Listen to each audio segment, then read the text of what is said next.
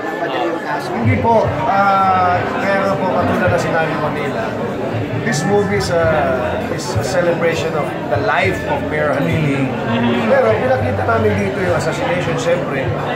Parte ng buhay niya yun. Sorry to say. No? It's a sad experience. It's a sad kumbaga, truth. But you have to tackle the assassination.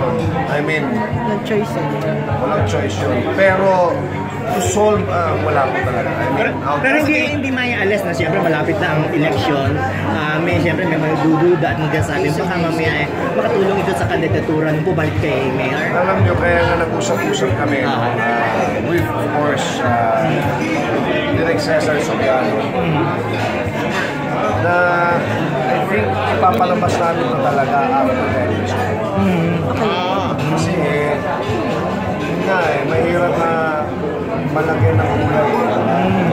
Political. So, tingin ko naman, kung after election to, papalabas, wala nang ganung issue.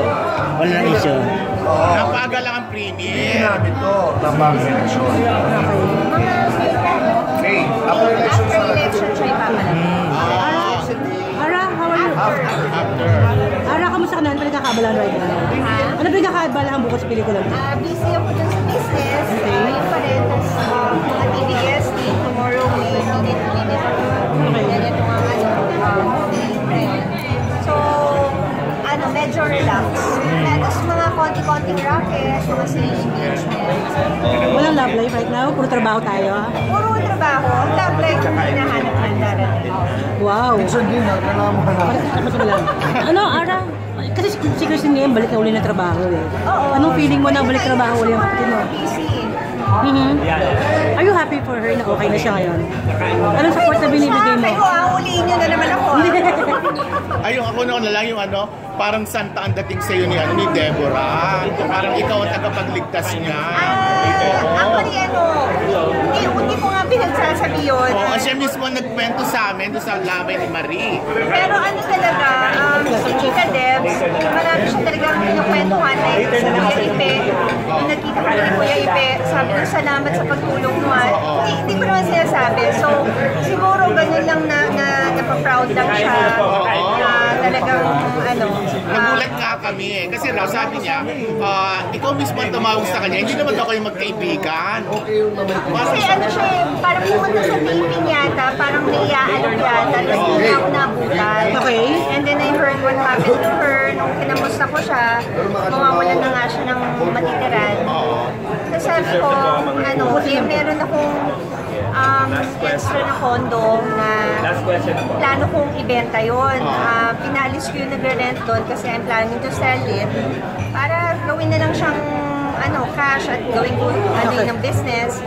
Kasi siguro, kaya kung pinalis, siguro it's meant for her na doon siya tumira. Kasi pinaalis ko yung matagal na nagre-renta doon. Mga hanggang kailan daw?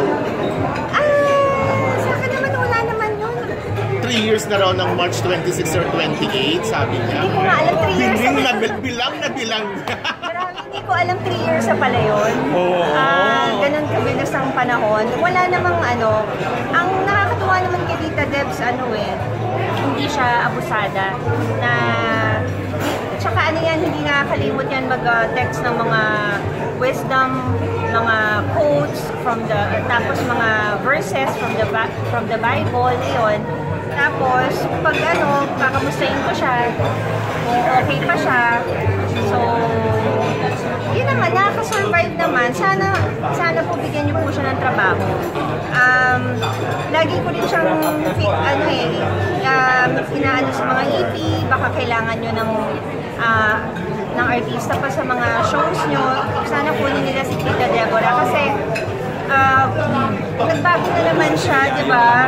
Ang nakakasad lang kasi sa mga dating nagkaroon ng bisyo, parang feeling nila hindi na pwede magbago yung tao. Basta hindi mo pa siya paalisin Tita Deborah Okay. Ito si Yayo. Maliit na yung photo.